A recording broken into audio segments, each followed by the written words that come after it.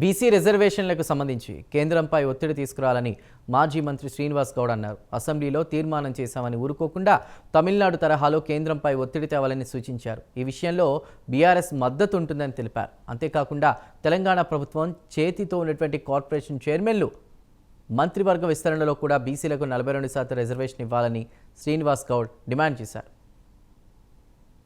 అయిపోయిందంటే కాదు, దయచేసి మేము చెప్తా ఉన్నాం. తమిళనాడు తరహా జయలలిత గారు, కరుణానిధి గారు తమిళనాడులో ఏ రకంగా కేంద్రం పైన ఒత్తిడి తీసుకొచ్చి వాళ్ళు రిజర్వేషన్ అమలు చేయడానికి ఏ రకమైనటువంటి పద్ధతులు అవలంబించారో తమిళనాడు తరహా మీరు కూడా అవలంబించాల్సిన అవసరం ఉంది. మొన్న వెళ్ళి తమిళనాడుకు డీలిమిటేషన్ గురించి మాట్లాడొచ్చారు.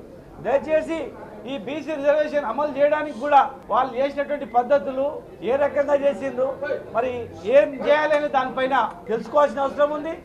మేము ఖచ్చితంగా మా పార్టీ కట్టుబడి ఉంది బీసీ జనగణనలో సహకరించాలని.